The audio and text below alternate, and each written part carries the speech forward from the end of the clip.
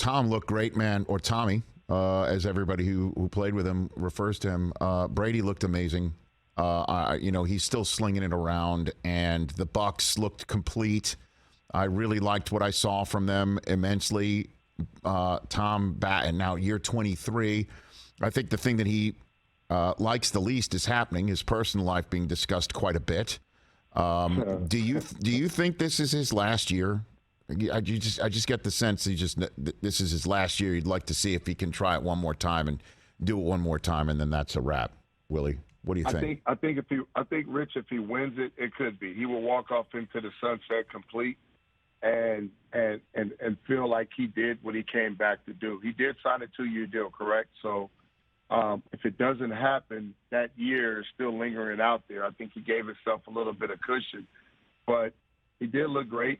Outside of, he still, he lost his left tackle and Donovan Smith, and the center Jensen is not there. And I think they had Leonard Fournette hobbled off, and, he's still going to play. Chris Godwin left with a hamstring, and he still was able, to go out and play at a high level. But I think Tom is loyal to the game. He loves the game. He has a lot of football left. He knows that.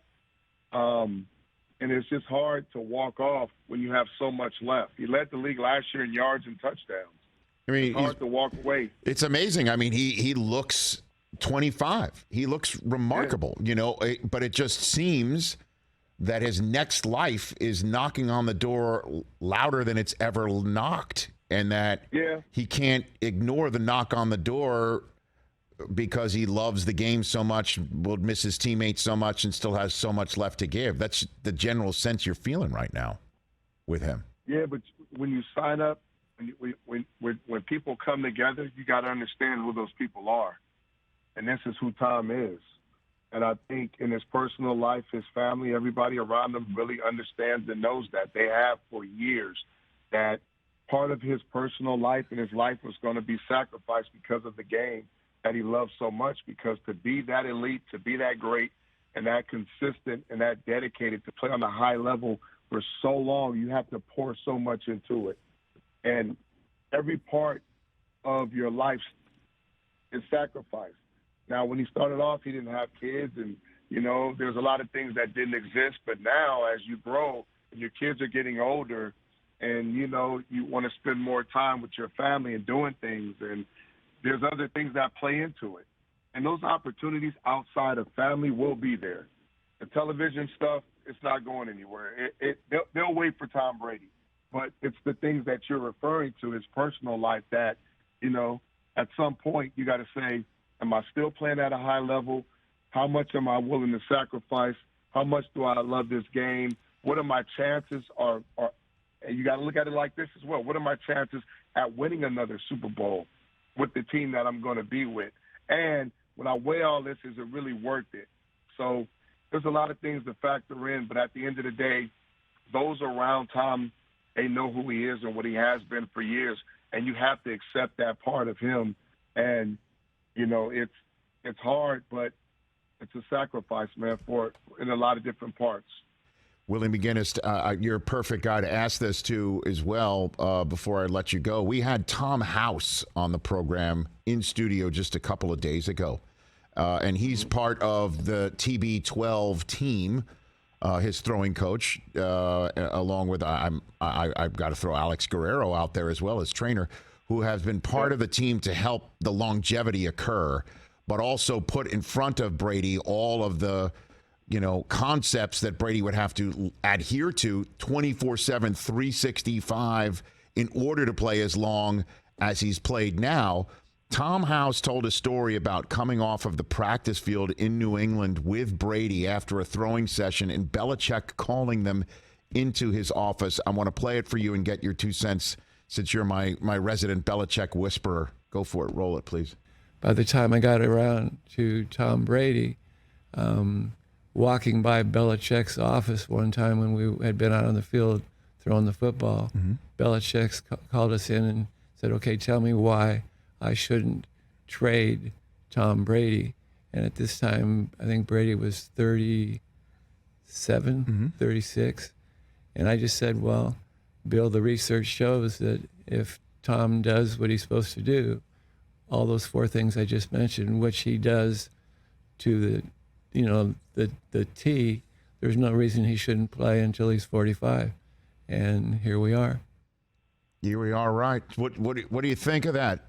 What's your 2 cents on that exchange from back in the day? I'll give you three. I give you 3 cents, Rich. Great. Belichick has been criticized for moving on from players in the past, like really good players. And I think that he has the innate ability to evaluate when a player is either peaked and is about to kind of slide the opposite way. And he's been wrong a few times, but with Brady, I don't know or think anybody would have guessed this man would have won a Super Bowl in his late 40s. Right. Outside of the people around him who sees the regimen, who sees the hard work and everything that goes into it. It's a perfect storm with players, especially at the quarterback position. Peyton Manning did it when he left Indianapolis and went to Denver. It's a lot of pieces that has to fall in place. Management, ownership, coaches, impactful players around you that can help you to where you're trying to go, your health. There's so many things. And I think that Brady has done things the right way for so long that he picked the perfect opportunity, the perfect situation for him to put himself in that situation where he is now. Now, Belichick is one of the smartest men, forget coaches, just men I've ever been around. So his evaluation, the way he diagnoses players and their talent and their production and all those different things, I would say he's batting probably over 85, 90%. So he's rarely wrong, and his tenure in New England shows that. He's moved on from a lot of guys, but that's the one guy that defined whatever anybody, outside even Belichick, outside of anybody would have thought he would go on to do for how long he has gone on to do it. So House, Alex, Brady, they're all on point. They're all right. He's 44 now, right? 45. He's 45. And at the time, like right around that time, if you kind of peg it, that might have been around the Garoppolo drafting, or Garoppolo had just been drafted, and the idea that maybe Belichick wanted to move on to Garoppolo, and he was kind of kicking tires. To me, that also sounds like Bill might have been busting stones. Like, okay, you guys are working on all this stuff outside of the training staff. Why don't you tell me why I shouldn't trade Brady? What are you working on? Like, got to. Every position, you got to draft. You got to draft and be prepared for the future in every position. Now, since they drafted Garoppolo, how many more Super Bowls did Tom go on to win? 3. In New England and outside of that. 3. Right? I think it was 3, right, Chris? Didn't he win 3 more after Garoppolo? In New England, yeah. Yeah, in New England. Yeah, that is there you go. Right. I mean, so hey, they all bet on Brady for a few more years, and they all did pretty well. Right? I know, but I just took it to be Belichick's just like, okay, put your cards on the table. What do you got? Why shouldn't I trade him? That's what he's doing. You know? That's his job. Evaluate talent, kick the tires. Yeah. Do the most research that you can do, and make a decision based on that. What's best for the team, as he always told us.